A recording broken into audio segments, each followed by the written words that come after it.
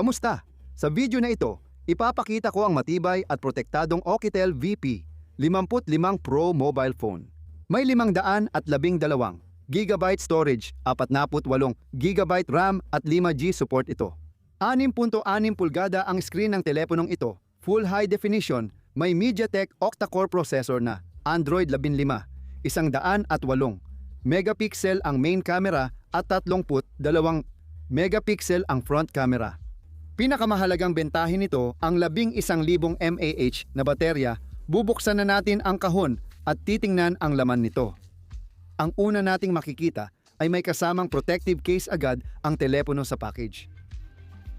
Kasunod nito ang manual sa iba't ibang wika at ang warranty card. Para sa akin, hindi na kailangan ng warranty kasi protektado ang telepono at matibay ito. Ang 33W na charger sa package ay suportado ang mabilisang pag-charge. At panghuli, ang orihinal na orange na cable na may USB Type-C connector. Ang mismong telepono ay mukhang napakaayos at ang case, sa totoo lang, ay may mga gilid na tumatakip sa screen para hindi ito masira. May nakakabit na agad na proteksyon na salamin sa screen. Katamtaman lang ang kalidad ng case, pero sapat na ito para sa simula. May rubberized na likod ang telepono. Dalawang kulay ito, gray na may itim, katulad ng akin, at orange.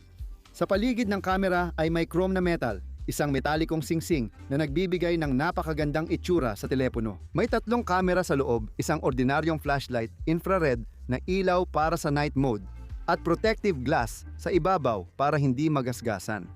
Sa itaas ng telepono ay may mikropono, at nakasulat din na ito ay may IP68 na antas ng proteksyon. Sa ibabang bahagi ay may isa pang mikropono, charging port at speaker, at mayroon ding butas para sa pagkakabit ng strap sa kamay. Sa gilid ng telepono ay may metal na insert kung saan matatagpuan ang button na may fingerprint sensor at mga button para sa pag-adjust ng volume sa kabilang gilid. May metal insert at smart button na pwedeng i-assign sa iba't ibang apps para mabilis buksan. May tray din para sa 2 SIM o isang SIM at isang memory card. Hindi ganoon kadaling tanggalin ang tray dahil may rubber gasket doon. Dahil protektado sa tubig at alikabok, ginawa ang katawan ng telepono ayon sa United States Military Standards. Tatanggalin natin ngayon ang plastic na may sulat at bubuksan ang smartphone para makita ang kaya nito. Ang power button ay nasa maginhawang pwesto, medyo mababa sa gitna. Napaka-responsive ng sensor ng telepono, mabilis at maayos ang paglipat-lipat at normal din ang liwanag. Sa tingin ko, makikita pa rin lahat kahit tirik ang araw. Mabilis ding gumana ang fingerprint sensor. Tulad ng sinabi ko, nandito ito sa unlock button. Sunod, buksan natin ang settings para makita ang max refresh rate ng screen. 120 Hz, pero nakaset tayo sa 60. Sa tingin ko, sapat na ito. Kung itatakda mo sa maximum na frequency, mas gaganda pa ang performance ng telepono, pero mas mabilis ding mauubos ang baterya. Android version ay ika-15 ayon sa gumawa. Ngayon, buksan ang YouTube at mag-play ng video gamit ang camera sa 4K format.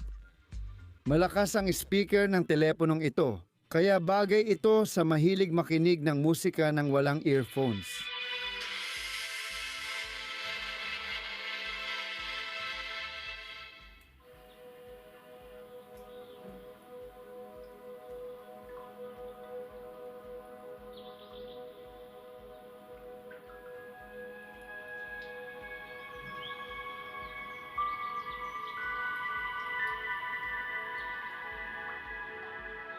Maayos at walang sabit ang video, kaya sarap panoorin sa ganitong screen.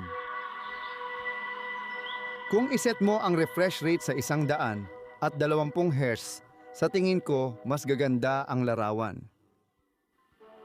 Ang saya manood ng pelikula sa teleponong ito. Malakas ang prosesor, hindi umiinit at matagal maubos ang baterya.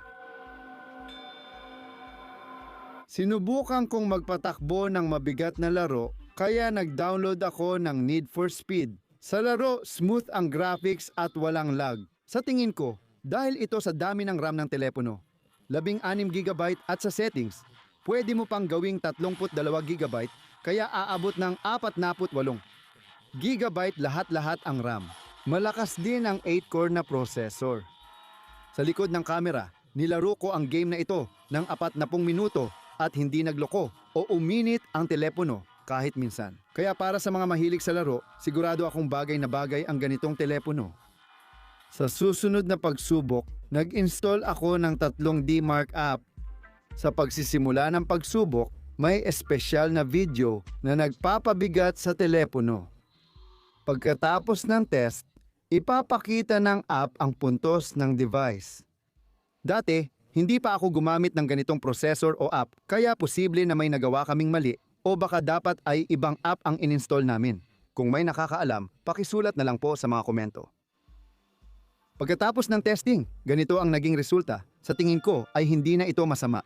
Sunod, susubukan natin ang camera ng smartphone. Pwedeng i-on ang 100 at 8 megapixel main camera macro camera at face beauty menu para baguhin ang hugis ng muka. Night vision ay night mode na automatikong binubuksan ang infrared na ilaw kapag ginamit sa gabi. Karaniwan ang ibang settings, tulad sa ibang telepono. Kapag in-on ang 100 at 8 megapixel main camera, kukuha ito ng 3x4 na larawan. Sa settings, di mo ito mababago kahit saan. Para mabago ang laki ng larawan, pumunta sa menu na larawan, pindutin ang setting at piliin ang laki ng larawan. Pwede mo nang piliin ang 16x format pero 2 o 1 megapixel lang ang options. Maaaring malutas ang problemang ito sa pamamagitan ng pag-install ng ibang app para sa paggamit ng camera. Ngayon, kukuha tayo ng larawan gamit ang camera sa 100 at 8 megapixel. Napansin ko na walang tunog ng pag-click kapag kumukuha ng litrato. Tara sa gallery para makita ang resulta. Maganda naman ang kalidad ng larawan. Sa totoo lang, maganda rin ang detalye. Kapag pinalaki mo ang litrato, malinaw pa rin ang lahat. Ganito mag-video gamit ang 100 at 8 megapixel na camera. Walang video stabilization, pero iba talaga gamit ng teleponong ito. Kung magre-record ka para sa YouTube o TikTok, okay na ang camera na ito. Ganito rin ang kuha ng night vision camera. Sa tingin ko, ayos na rin, lalo na't sobrang dilim sa labas. Tingnan natin paano kumukuha ng larawan ang macro camera gamit ang maliit na resistor na kinuha ko.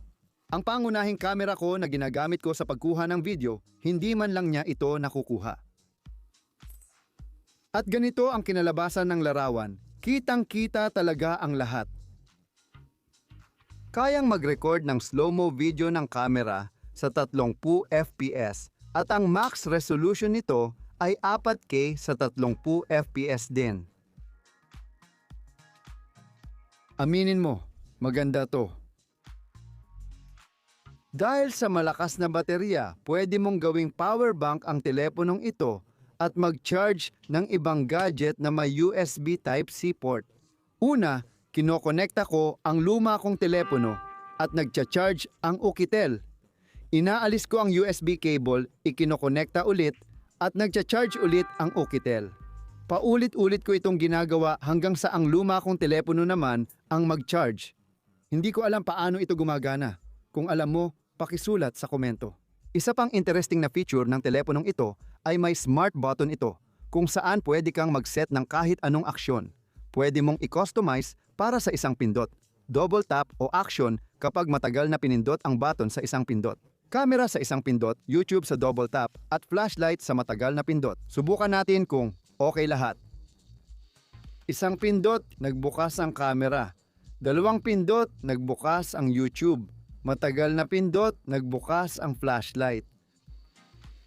Ipapaliwanag ko ang tungkol sa RAM. Ano ang ibig sabihin ng 1632 sa kahon? May 16 GB RAM na agad at para maging 48, kailangan mong pumunta sa settings at pindutin ang 1632. Magre-restart ang telepono at lalaki na ang memorya. Sa settings, makikita mong 48 GB na ito. Sa madaling salita, gaya ng nakikita ninyo, napakaganda ng telepono at para sa isang protektadong device, napakaganda ng disenyo nito.